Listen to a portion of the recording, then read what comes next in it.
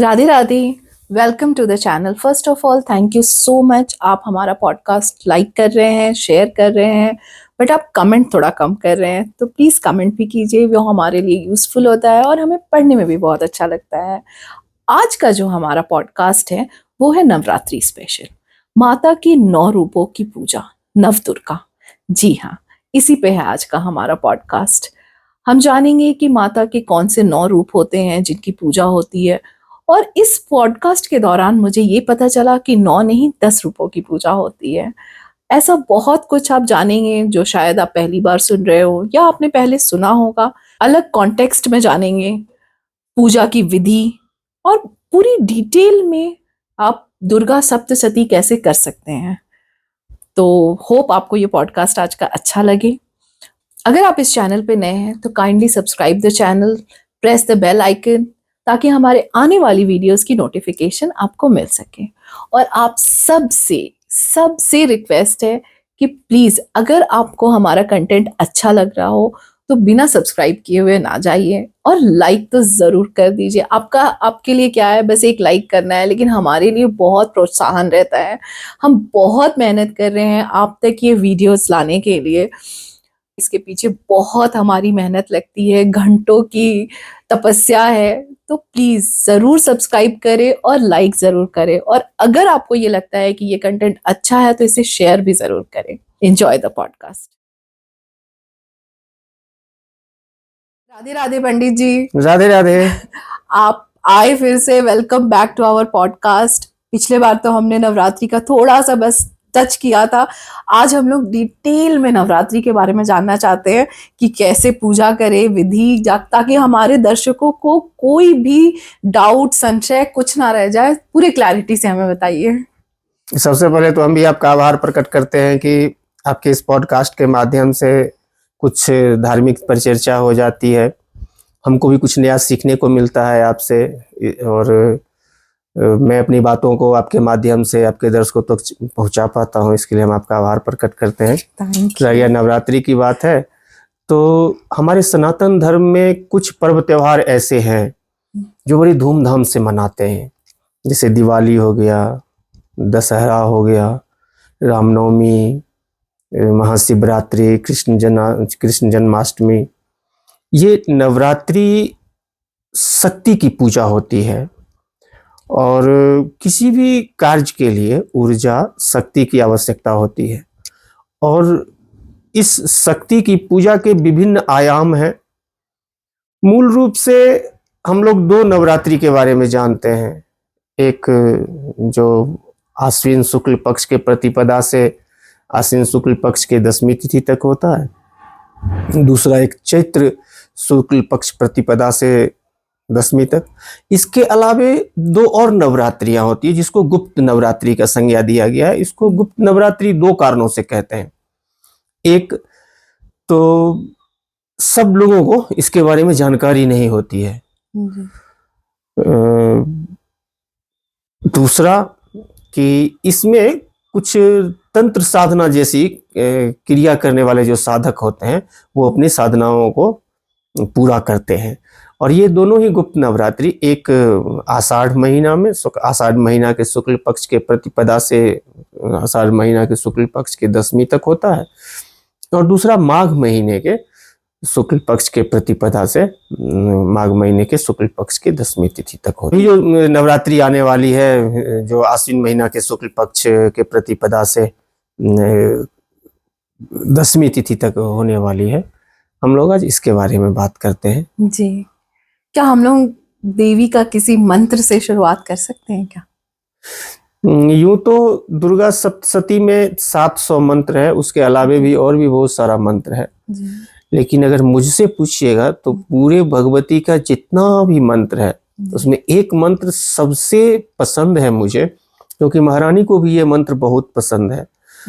और इस मंत्र के जप करने से जीवन के समस्त विपत्तियों का नाश होता है, और ये विश्व के कल्याण की कामना से भी आप इस मंत्र को कर सकते हैं।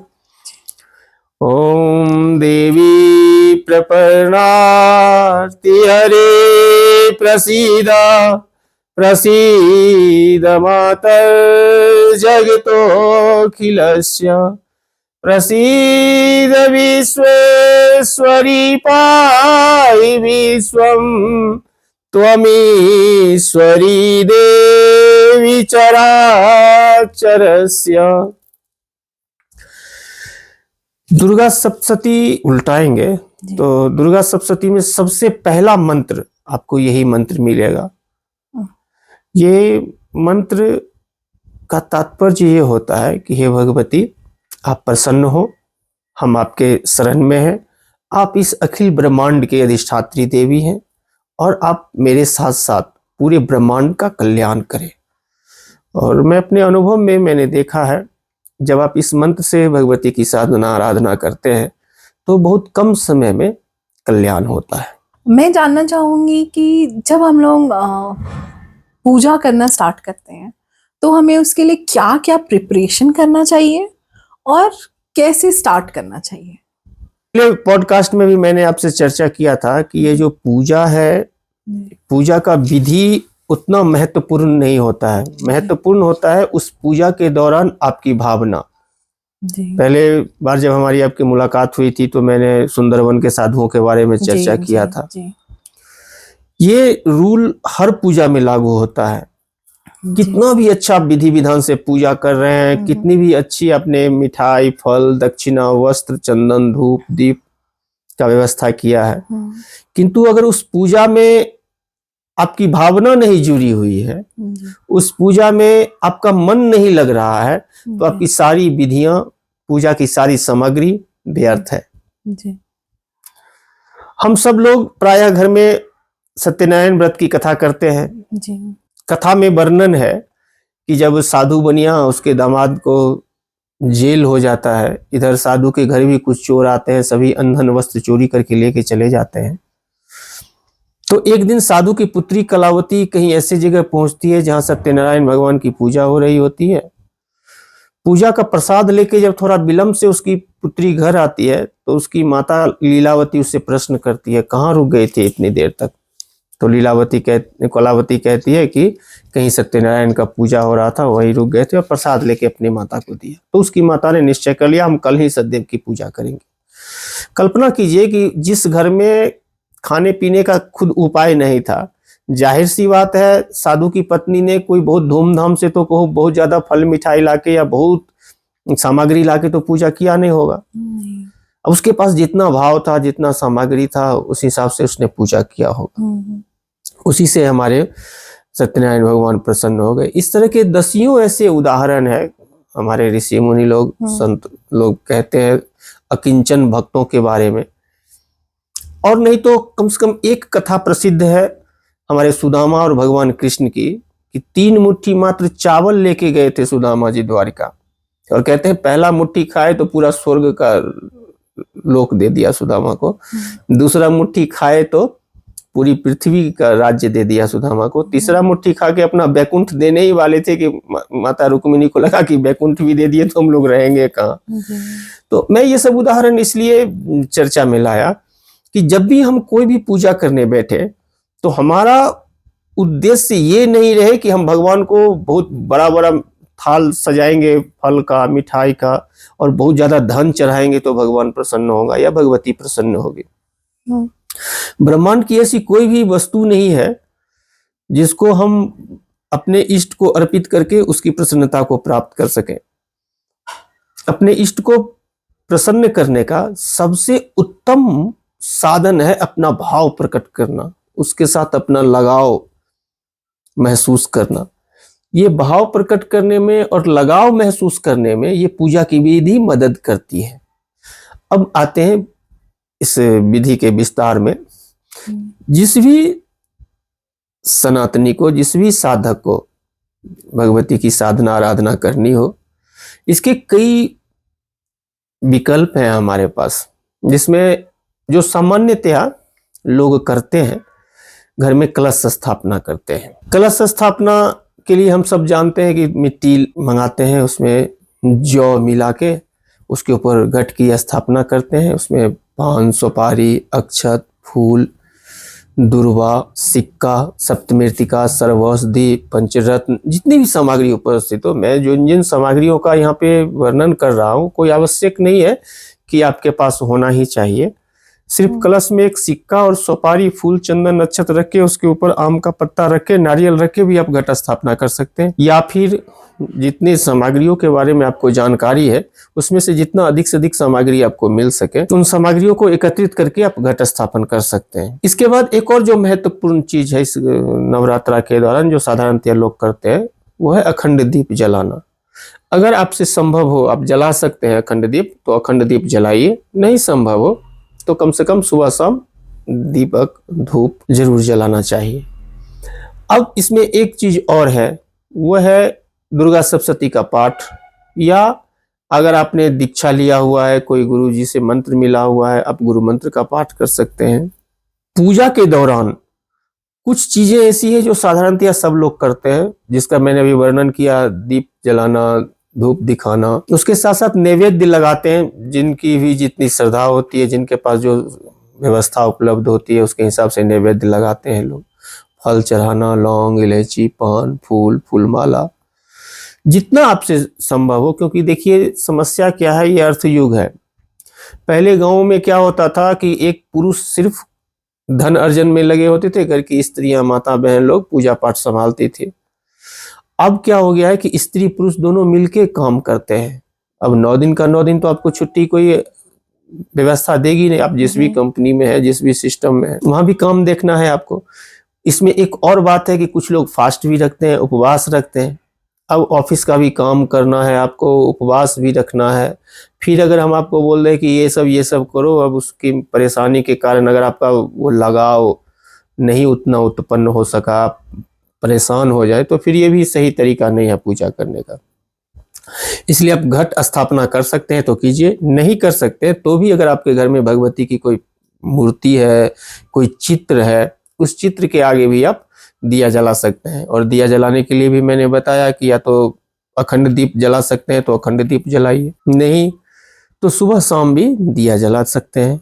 नैवेद्य लगाने का प्रयास करना चाहिए। अगर दोनों समय संभव हो तो दोनों समय नैवेद्य लगाइए। अगर दोनों समय संभव नहीं हो तो एक समय भी कम से कम भगवती को नैवेद्य लगाना चाहिए।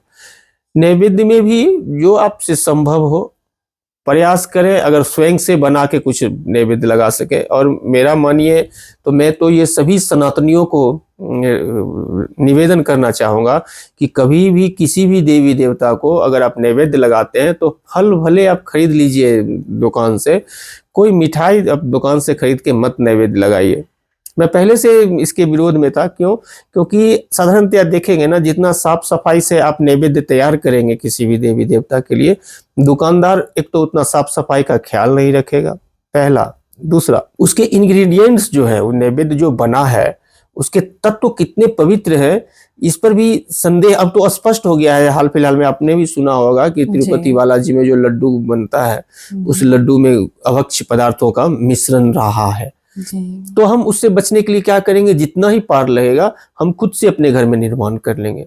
नहीं लड्डू बनाना पार लगेगा, थोड़ा दूध ले आएंगे, उसको अच्छा से गाढ़ा करके पेड़ा बना लेंगे। और भगवती को पेड़ा वैसे भी बहुत पसंद है।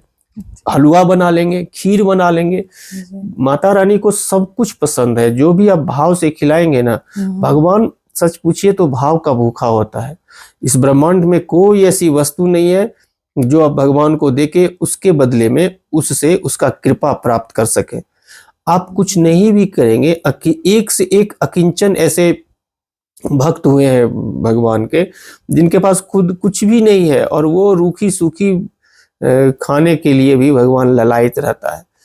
कथावाचक लोग कहते हैं ठाकुर जी के बारे में कि जब उनके मित्र गाय चराने के दौरान अपने घर से रूखी सूखी रोटी या कुछ भी लेके आते थे, तो भगवान अपना मिश्री और माखन जो तो माता यशोदा के पास जाता था कंप्लेन, तो बहुत दे देती थी, और वो अपना माखन लेकर के अपने मित्रों को बांट देते थे और बदले में अपने मित्रों का वो रूखा सूखा खाते थे। क्यों? क्योंकि अपने मित्रों से बहुत स्नेह था ठाकुर जी को, और ठाकुर जी भी बहुत स्नेह करते थे मित्रों को, और उनके मित्र भी बहुत स्नेह करते थे ठाकुर जी से। तो ये पूजा का विधि में ना जितना पार लगे उतना कीजिए, बस भाव अच्छा होना चाहिए और शांत मन से और विश्वास के साथ कि आप जो पूजा कर रहे हैं वो पूजा आपका सफल होगा, तो आपका अवश्य वो पूजा सफल होगा। जी।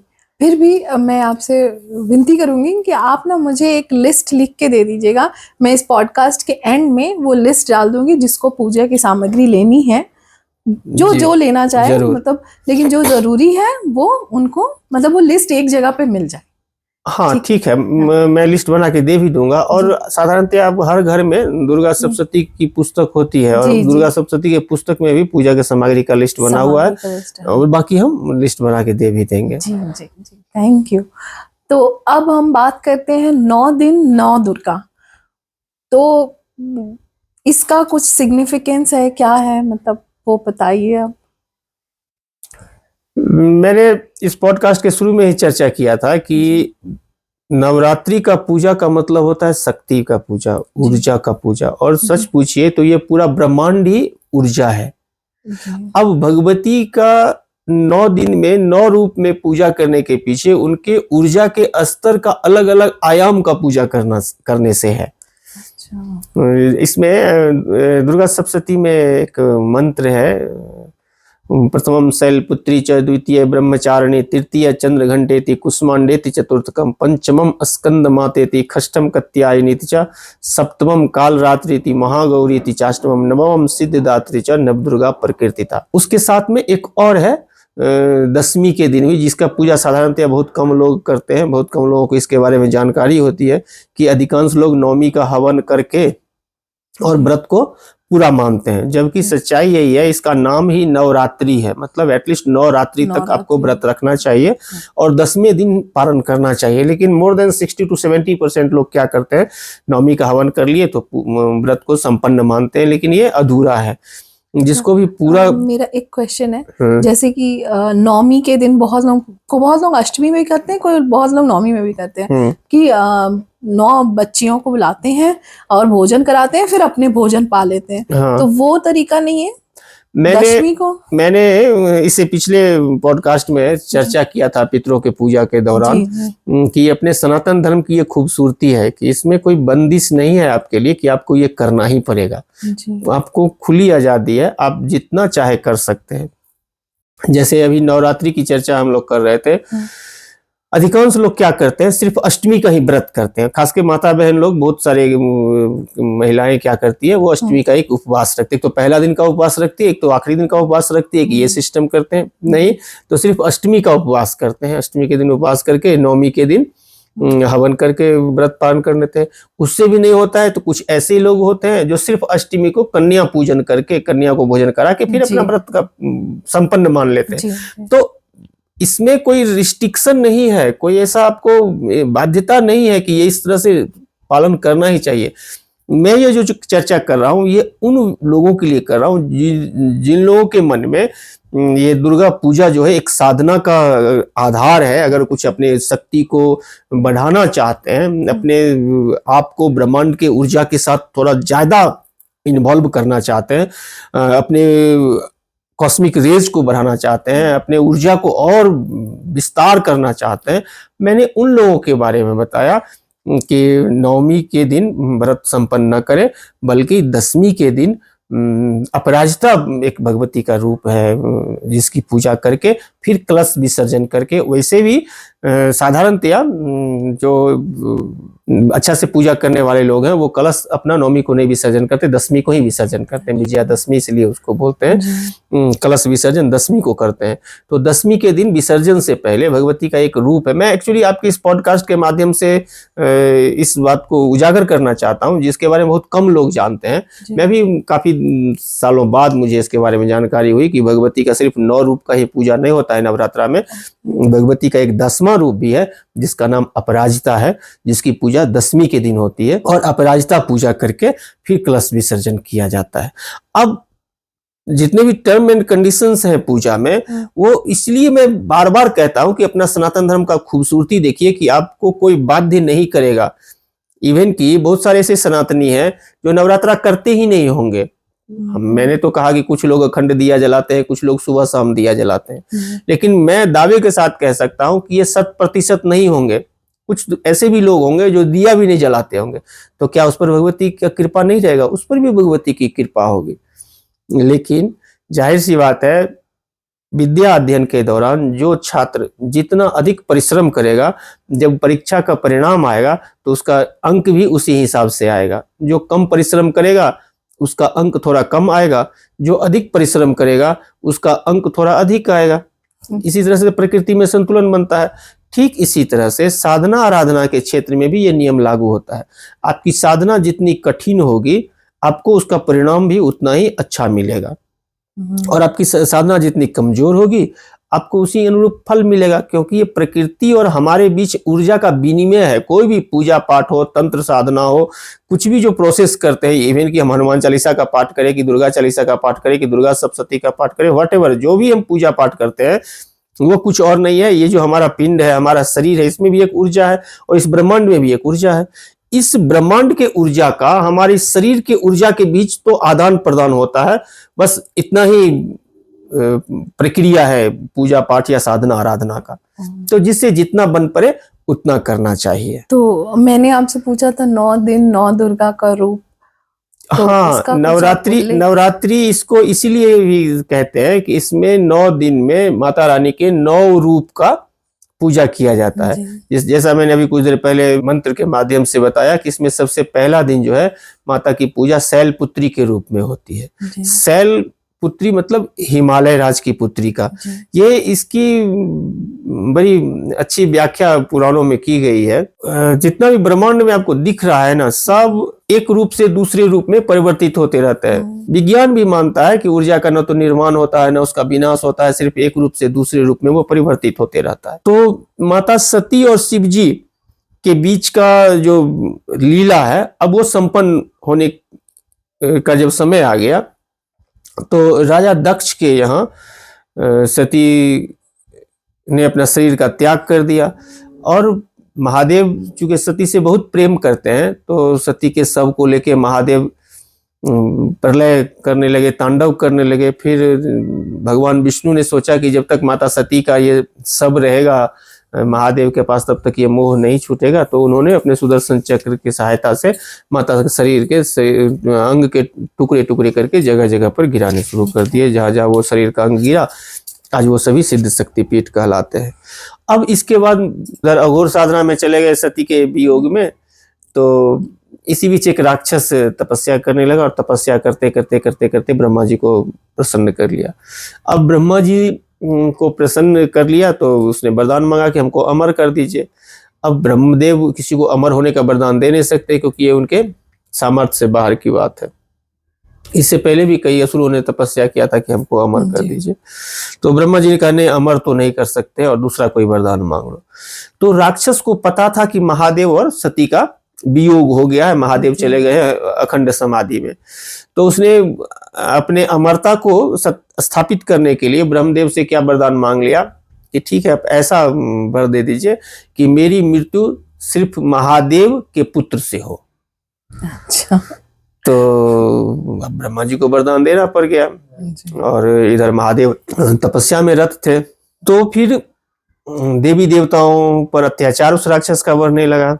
फिर देवी देवता सब भगवती की आराधना करने लगे कि माता रानी आप ही इसका कुछ मार्ग प्रशस्त कीजिए। फिर भगवती ने सब देवी देवताओं को आश्वस्त किया कि मैं शैलपुत्री के रूप में जन्म लूंगी, फिर से हमारा और शिव जी का विवाह होगा, उससे जो पुत्र उत्पन्न होगा वो उस राक्षस का वध करेगा। और वैसा ही हुआ। फिर भगवती जन्म ली शैलपुत्री के रूप में। फिर देवी देवताओं ने निवेदन किया महादेव से, उनकी समाधि टूटी, इधर भगवती और महादेव का विवाह हुआ, फिर उनसे पुत्र की उत्पत्ति हुई, फिर उनका उस राक्षस का वध हुआ। प्रथम शैलपुत्रीश्च द्वितीय ब्रह्मचारिणी। द्वितीय रूप जो है भगवती का, वो ब्रह्मचारिणी का मतलब होता है साधना आराधना तपस्या में लीन। माता ने शैलपुत्री का रूप धारण तो किया, किंतु इस संसार को शक्ति प्रदान करने के लिए भगवती ने साधना आराधना का भी मार्ग अपनाया, और खुद से साधना आराधना करके समाज को, जीवों को ये एक प्रकार से शिक्षा दिया कि अगर आपको जीवन में कुछ बड़ा उद्देश्य हासिल करना है तो आपको तपस्या करना चाहिए। फिर कहते हैं प्रथमम शैलपुत्री च, द्वितीय ब्रह्मचारिणी, तृतीय चंद्र घंटे थी। तीसरा जो है माता का रूप, तीसरे दिन जो माता की पूजा होती है चंद्र घंटा के रूप में होती है। कुष्मांडेति चतुर्थकम, चौथा दिन भगवती की कुष्मांडा के नाम से पूजा होती है। पंचमम स्कंद मातेति, ये जो स्कंद माता है वही माता पर है, सब एक ही, सब भगवती का ही, एक ही देवी का रूप और गुण अलग अलग है, इसीलिए अलग अलग रूपों में उनका अलग अलग नाम से उनकी पूजा होती है। खष्टम कत्यायनी नित्य, सप्तमम काल रात्रि, ये भगवती का सबसे ज्यादा प्रचलित स्वरूप है काल रात्रि का, जिसके बारे में शास्त्रों में भी वर्णन है। कलौ चंडी विनायको, कलयुग में गणेश जी और काली जी की साधना थोड़ा सुगम है कि ये दोनों जल्दी प्रसन्न हो जाते हैं। काल रात्रि के बारे में हम सब जानते हैं कि जब रक्त बीज का वध करने का समय आया तो भगवती के अस्त्र के प्रभाव से उसके जैसे और भी अनेकों असुर उत्पन्न होने लगे। जब भी कोई अस्त्र लगे रक्त बीज पर तो उसके रक्त से उसके समान बलशाली और भी जीव उत्पन्न होने लगे। इस प्रकार कहते हैं कि पूरा ब्रह्मांड व्याप्त हो गया रक्त बीज से। अब भगवती ने महाकाली का स्वरूप धारण किया, आवाहन किया महाकाली का, और अब महाकाली ने क्या किया, जो रक्त धरा पर गिरने ही नहीं थे, जैसे ही कुछ रक्त हो वो पान कर ले, कहते हैं कि पूरा शरीर सहित रक्त बीज का जो है महाकाली ने संहार कर दिया। और आज के तारीख में भी आप रामकृष्ण परमहंस देव जी के बारे में जानते होंगे, स्वामी विवेकानंद जी के गुरु है, वो महाकाली के परम प्रिय भक्तों में से एक है। बहुत सारे घर में देवी की पूजा, कुल देवी के रूप में भी महाकाली की पूजा होती है, काली बन्नी के नाम से, और भी दक्षिणेश्वर काली के रूप से, जो भी मैंने रामकृष्ण परमहंस देव जी के बारे में बताया, उनकी पूजा होती है। उसके बाद सिद्धिदात्री के रूप में 9वें दिन पूजा होती है, और 10वीं अपराजिता के रूप में भगवती की पूजा होती है, वो जो मैंने अभी कुछ देर पहले बताया। अब ये 10 दिन के पूजा की विधि की अगर हम बात करें तो सबसे पहले मैंने शुरू में बताया था कि आप चाहे तो घट स्थापना कर सकते हैं, नहीं घट स्थापना करना चाहे तो भी सिर्फ माता का तस्वीर रख के वहां पे 2 तरह से दिया जला सकते हैं। या तो आप चाहे तो अखंड दीप जलाइए, या चाहे तो सुबह शाम दीपक जलाइए। अब जो भी कोई भी पूजा होता है उसकी अगर विधि की बात करें तो मूल रूप से क्या होता है, हम थोड़ा फूल या अक्षत लेके उनका ध्यान करते हैं। 9 दिन में भगवती के जिस रूप की आज आराधना कर रहे हैं उनके रूप का ध्यान कर लेंगे। ध्यान करने के बाद थोड़ा जल, अगर पंचामृत चढ़ा सके, दूध दही घी मधु शक्कर मिलाकर थोड़ा पंचामृत चढ़ा दीजिए, थोड़ा सा फिर से जल दे दीजिए, फूल में चंदन लगा के अगर संभव है तो चढ़ा दीजिए, थोड़ा अक्षत चढ़ा दीजिए, थोड़ा दिया तो मैंने पहले ही चर्चा कर दिया कि सुबह शाम या तो दिया जलाओ कि अखंड दिया जलाओ, तो दिया जलाते हैं। थोड़ा धूप दीप के बाद में कुछ नैवेद्य, उस पर भी हम चर्चा कर चुके हैं ऑलरेडी, कि अगर आप चाहे तो घर से कुछ बना के चढ़ाइए, दुकान से खरीद के ला के चढ़ा देना ये फिर भी सामान्य बात है। लेकिन अब जब खाना बनाते हैं ना, कुछ भी नैवेद्य बनाते हैं तो उसमें एक भाव होता है, और उस तरह का नैवेद्य हम आपके इष्ट को वो ज्यादा प्रिय होता है। जिस भी देवी देवता की आप पूजा करते हैं, जनरली हम लोग क्या करते हैं, कोई मिठाई की दुकान में गए, वहां से 2-4 तरह का मिठाई ले आए, फल के दुकान पे गए 2-4 तरह का फल ले आए। तो फल तो खैर चलो घर में नहीं उत्पन्न कर सकते हैं, दुकान से लाना ही पड़ेगा। लेकिन मेरा निवेदन सभी सनातनियों से है कि जितना संभव हो ना, दुकान का कोई भी मिठाई वगैरह नैवेद्य के रूप में चढ़ाने से परहेज करें। आप सिंपल सूजी का हलवा बना के चढ़ा दीजिए, लपसी चढ़ा दीजिए, गेहूं का आटा आपके घर में है उसको भूज के पंजीरी बना के भगवान को चढ़ा दीजिए, थोड़ा सा खीर बना के चढ़ा दीजिए, दूध का पेड़ा बना कर चढ़ा दीजिए। जितना संभव हो अधिक से अधिक कोशिश करें खुद से हाथ से भगवान को नैवेद्य बना के चढ़ाए, कि उसमें पवित्रता भी होगी। और सबसे महत्वपूर्ण चीज, जब आप बनाएंगे भगवान को अर्पित करने के भाव से, तो भगवान को आपका भोग पसंद भी आएगा। कुछ नैवेद्य चढ़ा दिए, फिर उसके बाद कोई फल उपलब्ध है तो फल लगा दिए। फल लगाने के बाद अगर संभव हो तो पान, लौंग, इलायची, सुपारी मुखवास के लिए रख दीजिए। 1 रुपया, 2 रुपया, 5 रुपया, जो भी आपसे संभव हो एक दक्षिणा चढ़ा दीजिए। फिर से हाथ में फूल लेकर के, अगर आपके पास किताब है, संस्कृत पढ़ने आता है तो कोई स्तुति गा लीजिए, नहीं किताब है तो मन ही मन भाव करके हाथ जोड़ करके देवी का कोई भी एक मंत्र, या हिंदी में भी बोल सकते हैं कि हे भगवती आप हमारी इस पूजा से प्रसन्न होइए और हमारे परिवार पर सुख शांति समृद्धि बनी रहे, ऐसा आशीर्वाद दे दीजिए। अगर संभव हो तो आरती कर सकते हैं जी। आरती में साधारणतः पुस्तकों में दो तरह का आरती का प्रचलन है, एक तो जय अम्बे गौरी वाला है और एक जगजननी जय जय और भी है। जैसे एक और आरती आजकल बहुत प्रसिद्ध मतलब प्रचलन में है, अम्बे तू है जगदम्बे काली वाला। जो भी आपको आरती जगह भगवती देवी नमो वरदे जय पाप विनाशिनी बहु फल दे, ये भी बहुत जगह पाठ लोग आरती में गाते हैं। एक आरती कर लीजिए सुबह शाम, बस सिंपली इतना कर लीजिए। नहीं अगर आपके पास फुर्सत है, ज्यादा तामझाम से करना है, कोई पंडित को बुला लीजिए, फिर उस पंडित से करवा लीजिए। अगर नहीं कुछ भी नहीं कर सकते हैं, सिंपल अगर 5 मिनट का भी समय है, कोई पूजा पाठ नहीं कीजिए, सिर्फ एक दुर्गा चालीसा का पाठ एटलीस्ट कम से कम कर लीजिए। उतना भी संभव नहीं है, कोई बात नहीं है। अन्य दिन अगर दिया नहीं जलाते हैं, धूप नहीं दिखाते हैं, तो कम से कम ये 9 दिन घर में धूप दीप दिखा दीजिए। कोई नैवेद्य चढ़ाने का जरूरत नहीं है, मन से हाथ जोड़ के प्रणाम कर लीजिए। क्योंकि आपके पास कितना फुर्सत है इस पर भी तो निर्भर करेगा ना कि आप किस विधि को अपनाएं। मैं पहले भी कह चुका था कि पूजा में विधि विधान आपके द्वारा चढ़ाए गए वस्तु से परमात्मा को कोई लेना देना नहीं है। आप जितना संभव हो, आपको जितना आपसे पार लगे उतना कीजिए, बस जो भी कीजिए भाव से कीजिए, क्योंकि भगवान को सिर्फ भाव दिखता है। उसका न तो आपको मिठाई का क्वालिटी से कोई लेना देना है, न आपके साड़ी का क्वालिटी से कोई लेना देना है कि आप उसको सिल्क का साड़ी चढ़ा रहे हैं कि कॉटन का साड़ी चढ़ा रहे हैं कि बनारसी साड़ी चढ़ा रहे हैं, इन सब चीज़ों की ब्लाउज का पीस चढ़ा रहे हैं। ऐसे भी लोग करते हैं। सिंपली खोइछा भरने के समय मैं जनरली देखता हूँ कि कुछ लोग साड़ी पर खोइछा भरते हैं, साड़ी चढ़ाते हैं खोइछा भरने के लिए। कुछ लोग क्या करते हैं, साड़ी में भी अलग अलग क्वालिटी होता है, कोई कॉटन चढ़ाते हैं, कोई सिल्क चढ़ाते हैं, कोई सिंथेटिक चढ़ाते हैं, कोई जॉर्जेट चढ़ाता है, तरह तरह का साड़ी है जिसके पास जितना सामर्थ्य चढ़ाता है। कोई ब्लाउज के पीस पर चढ़ाता है, कुछ लोग सिंपली पान के पत्ता पर खोइछा भर देते हैं जी। इससे कोई फर्क नहीं पड़ता है कि आप कितना धन खर्चा करके पूजा कर रहे हैं, आप मन कितना खर्चा कर रहे हैं भगवान की पूजा में, वो सबसे महत्वपूर्ण चीज है। हाँ, ये 9 दिन में आप और भी कुछ चीजें ऐसी है, अगर आपके पास समय है तो वो कर सकते हैं, जिसमें जो सबसे महत्वपूर्ण चीज है वो दुर्गा सप्तशती का पाठ। आप दुर्गा सप्तशती का पाठ भी कई तरह से कर सकते हैं। पहला उपाय है आपके पास कि आप 9 दिन जो है दुर्गा सप्तशती का 13वां अध्याय का पाठ कीजिए। लेकिन उस पाठ करने से पहले कुछ और भी चीज जुड़ा हुआ है, जिसमें सबसे पहले तो आचमन करना चाहिए, आपको आसन शुद्धि करनी चाहिए। फिर उसके बाद पुस्तक का पूजा करना चाहिए धूप दीप जला करके।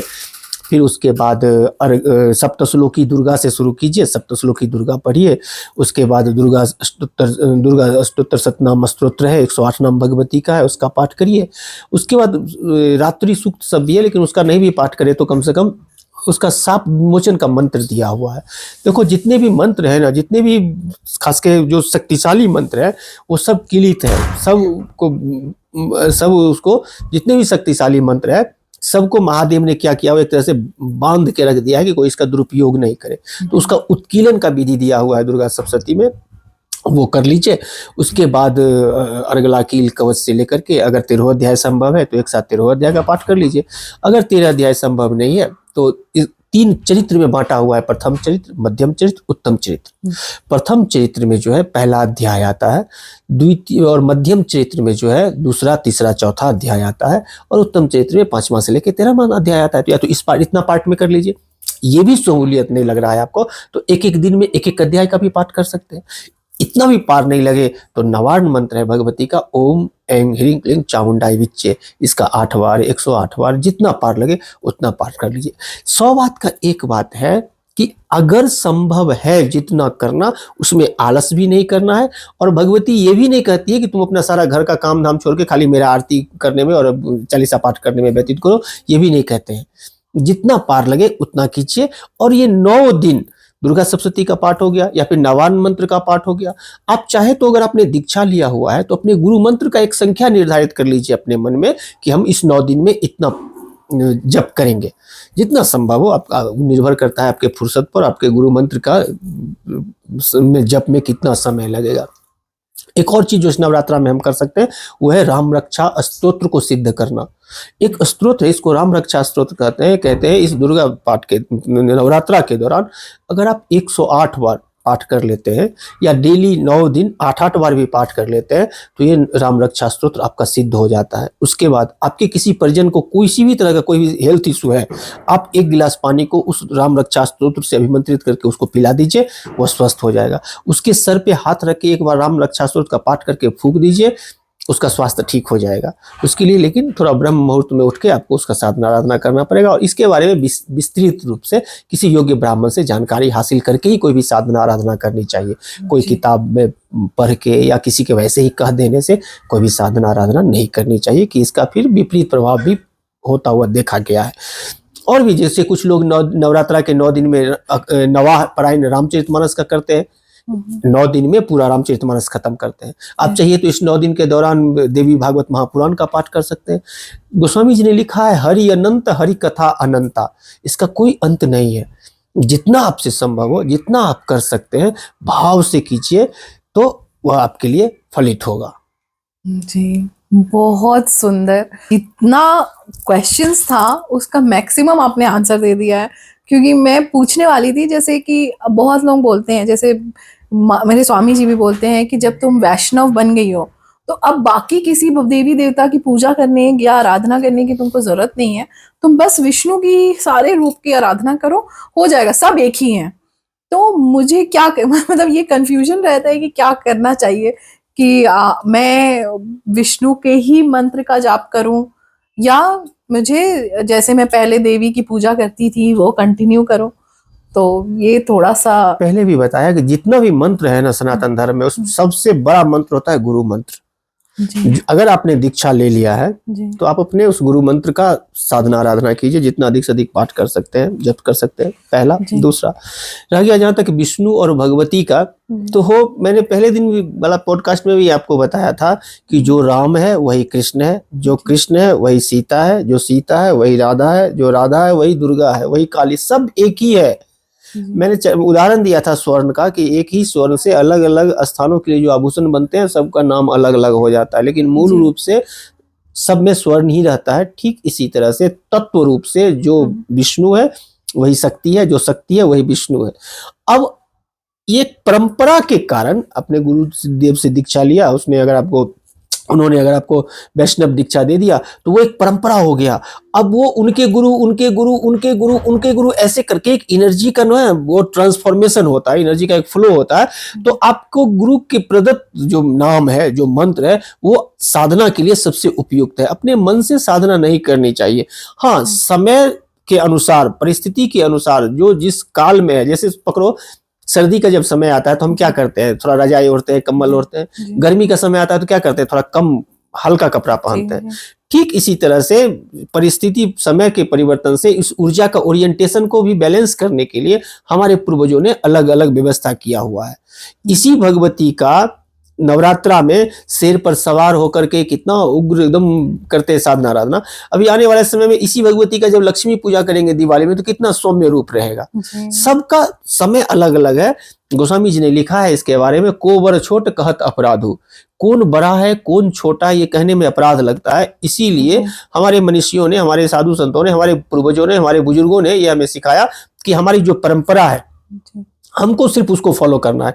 आपके गुरुदेव ने जो मंत्र दिया है, इस नवरात्रा में भगवती की आराधना भी उस गुरु मंत्र से कर सकते हैं, कोई फर्क नहीं पड़ता है, भले आपका वो मंत्र वैष्णव मंत्र हो।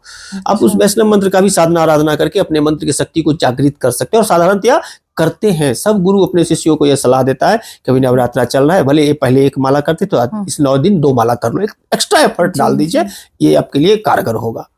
अच्छा, मेरा बस एक क्वेश्चन है, हम लोग जैसे दिवाली पूजन करते हैं या कोई भी पूजन करते हैं, उसमें षोडश मातृका, फिर मैंने सुना है 7 मातृका, ये क्या है? मतलब बहुत इसका थोड़ा सा क्लैरिफाई कर दीजिए। बहुत अच्छा सवाल किया है आपने।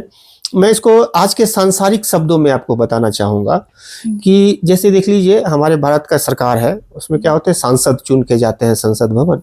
उन्हीं सांसदों में से क्या होता है, कोई शिक्षा मंत्री बन जाता है, कोई वित्त मंत्री बन जाता है, कोई प्रधानमंत्री बन जाता है, कोई रक्षा मंत्री बन जाता है। मूल रूप से है सभी सांसद, सब अपने अपने लोकसभा क्षेत्र से चुन के संसद भवन पहुंचते हैं, और आपस में कार्यों का वर्गीकरण हो जाता है कि शिक्षा विभाग ये आदमी देखेंगे, स्वास्थ्य विभाग ये देखेंगे, सड़क एवं परिवहन विभाग ये देखेंगे, सूचना मंत्रालय किसी और के पास होगा। तो इसी तरह से एक ही बंडल ऑफ एनर्जी का, जिसको जो हम भगवती कह लीजिए या पर ब्रह्म परमेश्वर कह लीजिए, पहले पॉडकास्ट में हम लोगों ने इस पर चर्चा भी किया था, उन्हीं एक ही, ये मेरे समझ में ये सभी कुछ और नहीं, एक बंडल ऑफ एनर्जी है। उसी बंडल ऑफ एनर्जी का अलग अलग रूप है। तो ये जो मातृका है ना, भगवती ने क्या किया है कि संसार को, इस सृष्टि को सही से संचालित करने के लिए अपने ही स्वरूप को, अपने ही ऊर्जा को अलग अलग स्वरूपों में विभक्त कर लिया है। जिसमें आप तो खोडस मातृका और सप्तघृत मातृका की बात कर रही है, एक और टर्म आपने सुना होगा, उसको कहते हैं योगिनी, 64 योगिनी। जब आप आगर आरती गाते हैं भगवती का, तो उसमें एक लाइन आता है, 64 योगिनी गावत नित्य करत भैरो, बाजत टाल ताल मृदंगा अरु बाजत डमरू। 64 योगिनी कौन है? वो भी भगवती का ही एक अलग अलग रूप है। भगवती उसी शक्ति का, उसी पराम्बा का, उसी जगदम्बा का अलग अलग रूप है। ठीक इसी तरह से जैसे मैंने चर्चा किया था पंचदेवता के बारे में, वो 5 देवताओं का एक समूह है। जैसे त्रिमूर्ति की चर्चा होती है अपने सनातन धर्म में, ब्रह्मा विष्णु महेश का, पंचदेवता का वर्णन आता है, इसमें 5 देवताओं का एक समूह है। ठीक इसी तरह से भगवती के 64 स्वरूपों में 64 योगिनी आती है। 16 स्वरूपों के वर्ग को खोडश मातृका कहते हैं, और 7 समूह के 7 देवियों के समूह को सप्तघृत मातृका कहते हैं। अब इनका कार्यों में वर्गीकरण कैसे है कि जैसे आपने सुना होगा घर के कुलदेवी कुलदेवता, तो जितनी भी कुलदेवी कुलदेवताओं सबका समूह सब है वो खोडस मातृका में आती है। और जो किचन वगैरह में जो रसोई वगैरह का जो है, अन्नपूर्णा का आपने नाम सुना होगा, इस तरह से सप्तघृत मातृका का डिपार्टमेंट वो रसोई घर से संबंधित चीजों से होता है। अंदर की बात यही है, ये सब है एक ही। लेकिन जैसे भी कुछ देर पहले मैंने चर्चा किया था कि जब रक्त बीज का रक्त गिरने लगा धरती पर, उससे और उसी के समान बलशाली राक्षस उत्पन्न होने लगे, तो भगवती ने महाकाली का स्वरूप धारण करके उस रक्त बीज का संहार किया था। ठीक इसी तरह अपनी सृष्टि को अच्छी तरह से संचालित करने के लिए हमारी जगत जननी जगदम्बा क्या करती है, अलग अलग स्वरूप धारण करती है, जिसमें उनका अलग अलग स्वरूप का अलग अलग नाम है। खोडस मातृका में 16 देवी की समूह होती है, और सप्तघृत मातृका में 7 देवियों की समूह होती है। अच्छा, बस और एक मेरा अंतिम लास्ट प्रश्न, आप बहुत साल आसाम में कामाख्या मंदिर में आपने पूजा किया है अपने गुरु के अंडर, तो उनके बारे में कुछ एक बता दीजिए नवरात्रि में। हाँ, अभी मैं चर्चा कर रहा था कुछ देर पहले कि जब सती ने अपने शरीर का त्याग किया, तो महादेव तो बहुत प्रेम करते सती से। अब तो महादेव सती के वियोग में विक्षिप्त जैसे हो गए, और सती के शव को लेकर के पूरा तांडव करने लगे। जबकि उससे पहले महादेव के गण जो है दक्ष के यज्ञ का विध्वंस कर दिया, दक्ष का गला काट दिया, कितने देवी देवताओं का हाथ पैर मुंह कान सब तोड़ दिए, बहुत उद्यम मचाए, उत्पात मचाए। उसके बाद जब महादेव तांडव करने लगे ना सती के शव को लेकर के, तो अब लगा ब्रह्मा जी और विष्णु जी को इस सृष्टि में तो प्रलय आ जाएगा। अब विष्णु भगवान के मन में आया कि जब तक ये सती का शरीर महादेव के पास है, तब तक तो ये कुछ हो नहीं सकता है। इसलिए सबसे पहले तो महादेव को सती के शरीर से मुक्त करना होगा। तब उसके लिए क्या करें, तो अपने चक्र सुदर्शन चक्र के सहायता से उन्होंने सती के अंग को छोटे छोटे टुकड़ों में विभक्त करना शुरू कर दिया। इस तरह से पूरे पृथ्वी पर माता रानी के जहाँ जहाँ शरीर के अंग गिरे, वहाँ वहाँ सब सिद्ध शक्तिपीठ के रूप में आज पूजे जाते हैं। जब सब अंग कट के गिर गया, तो भगवती का जो कमर का हिस्सा है, वो कमर का पार्ट तो महादेव के कंधे पर था, आधा पार्ट इधर आधा पार्ट इधर था, और कमर का जो हिस्सा था उस पर कैसे सुदर्शन चक्र चलेगा, तो मुश्किल था। अब तब तक लेकिन सब देवी देवता भी स्तुति कर रहे थे महादेव का, और महादेव का भी थोड़ा जब मन शांत हुआ, तो उन्होंने क्या किया, वो कमर का जो पार्ट था, वो पार्ट उस समय वो नीलांचल के आसपास में थे, उस पर रख दिए। अब जैसे ही भगवती के कमर का पार्ट वो नीलांचल पर्वत पर पड़ा, वो पर्वत तो धरती में समाने लगा। सब देवी देवता कहे, अरे बाप रे, तो बहुत बड़ा शक्ति पुंज है, बहुत बड़ी शक्ति पीठ हो सकती है यहाँ पर, ये तो पाताल लोक में समा जाएगा। तो कहते हैं एक तरफ से ब्रह्मा जी, एक तरफ से विष्णु भगवान नीलांचल को संभाले, महादेव से प्रार्थना किए, भगवती से प्रार्थना किए कि आप लोग शांत हो जाइए और यहाँ पे इसको स्थापित रहने दीजिए। और महादेव वहाँ पे अस्थायी रूप, फिर महादेव उस कमर के हिस्से को उसी पर रख के वहीं पे साधना आराधना में ध्यान में मग्न हो गए। और इस भाग को, जिसको आज कामरूप कामाख्या कहते हैं, उसकी मान्यता कहाँ से शुरू हुई कि मैंने चर्चा किया था कि महादेव ध्यान में थे, और सती के शरीर के वियोग के बाद भगवती शैलपुत्री के रूप में उत्पन्न हो गई थी। अब महादेव तो ध्यान में थे, तो ध्यान कैसे भंग हो, इसके लिए देवी देवताओं ने मिलकर कामदेव को उकसाया कि महादेव का ध्यान भंग करो। महादेव का ध्यान भंग हुआ तो कामदेव को भस्म कर दिए महादेव अपने त्रिनेत्र से। रति जाके बहुत रोई गिड़गिड़ाई महादेव से, तो फिर से कामदेव को पुनर्जीवन तो दे दिए, लेकिन वो शरीर वापस नहीं मिल पाया था। तो फिर से जब विवाह हो गया ना माता पार्वती और शिव जी का, उस विवाह के दौरान रति पहुंची रोते भी लगते कामदेव के लिए महादेव के पास कि प्रभु आप दोनों के ही विवाह के कारण मेरे पति का तो नाश हो गया, आप तो आशीर्वाद दे दीजिए कि मेरा पति पूर्ण रूप से स्वस्थ रूप से अच्छा से हमको प्राप्त हो जाए। तो महादेव बोले कि ठीक है, कामरूप वो कामाख्या क्षेत्र पर्वत पर जाके कामदेव को बोलो तपस्या करने के लिए, तो फिर से उसको उसका रूप मिल जाएगा। तो सबसे पहला तपस्या जो है वहां पर कामदेव ने ही किया था कामाख्या जी में, इसीलिए उस पर्वत का आज भी नाम जो है, माता रानी का जो मंदिर है उसका आज भी नाम कामरूप कामाख्या है। दूसरा और क्या मान्यता है वहां का कि उस मंदिर में कामना के अनुरूप फल प्राप्त होता है, आपकी जैसी भी जो भी कामना होगी उसके अनुरूप आपको फल की प्राप्ति होगी, इसलिए भी उसका नाम कामरूप है। और ये सच है आज पूरे भारत में नहीं पूरे ब्रह्मांड में, क्योंकि माता रानी का कमर का पार्ट वहाँ पे रखा हुआ है, तो उस आपको खुद भी महसूस होगा जब आप वहाँ जाएंगे तो उसकी ऊर्जा एक अलग लेवल की है। इतना ही नहीं, वहाँ पर माता रानी की जो 10 महाविद्याएं है ना, वो 10 महाविद्या साक्षात महादेव वहाँ पर स्थित रहते हैं। और ये 10 महाविद्याओं का क्या परिचर्चा है फिर किसी और पार्ट इन 10 महाविद्याओं पर हम लोग फिर से कोई एक पॉडकास्ट बना सकते हैं कि 10 महाविद्या का क्या स्वरूप है, उनकी साधना कैसी करनी चाहिए, उसकी साधना करने से क्या फल की प्राप्ति होती है, इस सब पर हम लोग फिर बाद में बात कर लेंगे। जी जी बिल्कुल। तो आज बहुत बढ़िया पॉडकास्ट था, होप हमारे दर्शकों को ये बहुत अच्छा लगेगा। और आपका बहुत आभार कि आप आए और नवरात्रि के पे आपने, मुझे मालूम है आप अभी कितने बिजी हैं, लेकिन फिर भी आपने टाइम निकाला, आप आए और हमारे लिए ये नवरात्रि का पॉडकास्ट रिकॉर्ड किया, तो उसके लिए आपका बहुत बहुत आभार। और आप कुछ हमारे दर्शकों से एंड में कहना चाहेंगे? ये मेरे लिए भी बड़े सम्मान की बात है कि आप ने मुझे इस पॉडकास्ट के लिए बुलाया, और मैं तो सिर्फ इतना ही कामना करूंगा कि आपके दर्शकों के साथ साथ पूरे प्राणी मात्र पर माता रानी इस नवरात्रा में अपनी कृपा बनाए रखे और सबके घर में सुख शांति समृद्धि बना रहे। राधे राधे, जय माता दी। राधे राधे, जय माता दी। होप आपको ये पॉडकास्ट अच्छा लगा होगा, आपको क्लैरिटी मिली होगी कि नवरात्रि में आपको पूजा कैसी करनी है, अर्चना कैसी करनी है, और क्या अभिव्यक्ति गॉडेसेस की तरफ होना चाहिए, माँ भगवती की तरफ होना चाहिए। मैं पंडित जी से बिल्कुल एग्री करती हूँ। जरूरत नहीं है कि हमारे पास बहुत सारी सामग्री रहे तभी पूजा हो सकता है, भावना की जरूरत है। अगर हम में भावना है तो भगवती हमें मिल ही जाएगी।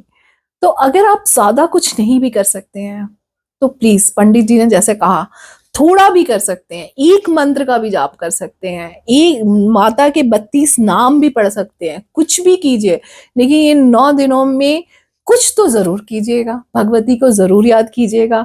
अगर आप किसी और संप्रदाय को मानते हैं, वैष्णव को, शिव को, आप अपनी भी मालाएं कर सकते हैं, लेकिन जरूर कीजिएगा, एक स्टेप आगे जरूर बढ़िएगा इस जर्नी में। होप आप इस 9 दिनों को बहुत अच्छे से यूटिलाइज करेंगे। और अगर हमारी इंफॉर्मेशन में कमी रही होगी या आपको इससे ज्यादा नॉलेज होगा तो प्लीज हमें कमेंट करके जरूर बताएं। और अगर इस पॉडकास्ट में कुछ और आप जानना चाहते हैं या आपको क्लैरिटी नहीं मिली है, वो आप क्वेश्चंस भी नीचे कमेंट जरूर कर सकते हैं। हम पूरी कोशिश करेंगे कि अपने नेक्स्ट पॉडकास्ट में आपके उन सारे क्वेश्चंस का आंसर आपको मिल सके। अगर आपको ये पॉडकास्ट अच्छा लगा है तो जरूर लाइक करें, शेयर करें अपने लव्ड वंस को, अपने फ्रेंड्स को, और इस चैनल को सब्सक्राइब करना ना भूलें, और बेल आइकन भी जरूर प्रेस कर दें ताकि हमारे आने वाली वीडियोस की नोटिफिकेशन आपको मिल सके। आशा करती हूँ कि इस नवरात्रि भगवती की कृपा आप पे बनी रहे, आप खुश रहे, खुशहाल रहे, आपके घर समृद्धि आए। मिलती हूँ अपने अगले पॉडकास्ट में, तब तक के लिए stay connected and be happy always. Radhe Radhe, जय माता दी।